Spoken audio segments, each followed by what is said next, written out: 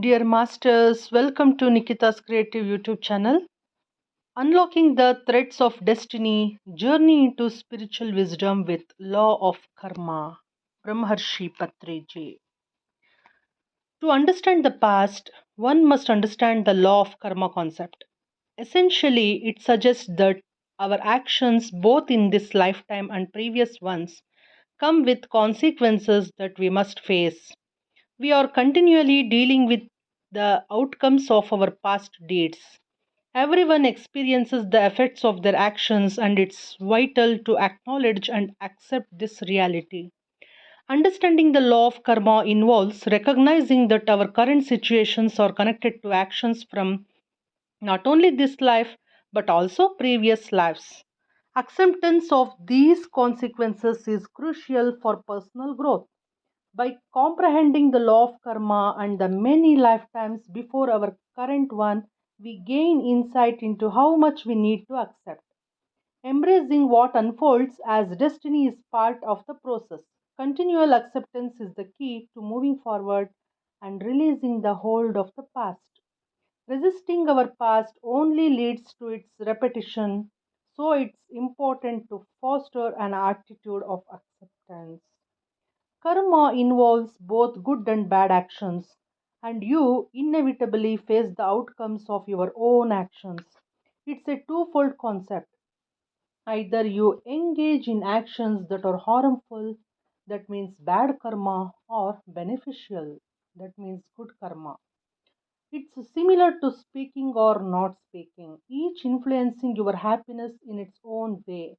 Performing bad karma leads to miserable outcomes as the repercussions come back to affect you negatively. Conversely, engaging in good karma results in a blissful experience as the positive outcomes come back to enhance your well being. Always keep in mind that at the core of spirituality is the principle of not interfering with others and other beings. This is essentially common sense. Spiritual science provides a wealth of common sense wisdom. Always keep in mind that at the core of spirituality is the principle of not interfering with others and other beings. The law of karma through the lens of Bhagavad Gita. When you take someone's life for personal reasons, that creates karmic consequences. However, if you do it for national reasons, it's considered a duty without incurring personal karma. This is exemplified in the Bhagavad Gita, where Krishna urges Arjuna to fight in the battle for national reasons, even though Arjuna is reluctant due to personal connections. Krishna urges Arjuna to fight in the Mahabharata war for the greater good of the nation, even though Arjuna hesitates due to personal reasons like not wanting to harm family members.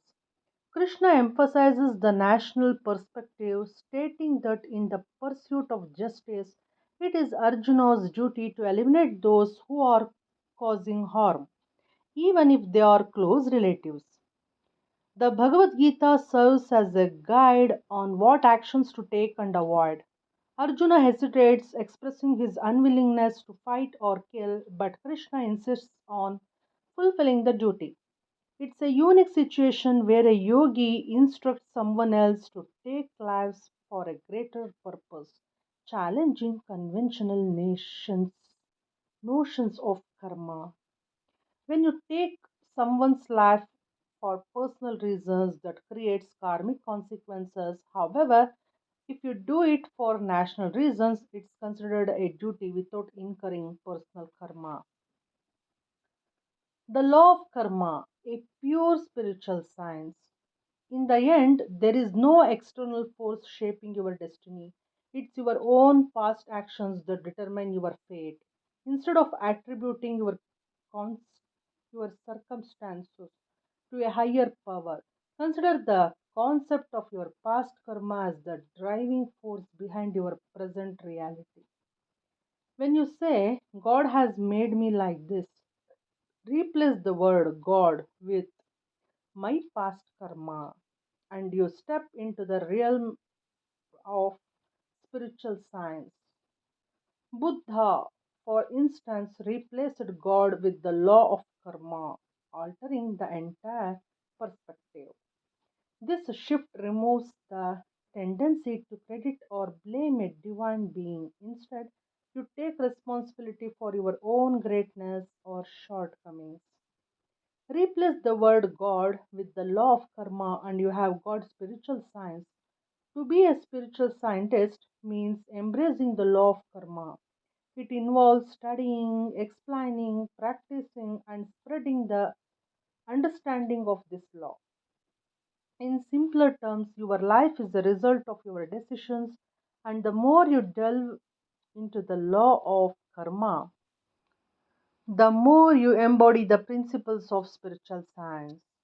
In the Pyramid Spiritual Societies movement, PSSM, the focus is on the law of karma rather than the term God.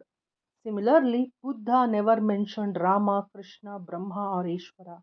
Instead, his emphasis was solely on karma, the actions and their consequences. In spiritual science, the concept of God is absent. Instead, what holds significance is the law of karma. Often from childhood, we are taught to worship and pray to God, believing that God shapes our destiny. However, as we become more thoughtful and engage in practices like meditation, these notions fade away and the focus shifts to the law of karma. Intelligence comes from thinking independently, studying spiritual science, and practicing meditation. The more emphasis placed on God, the more one tends to be religious.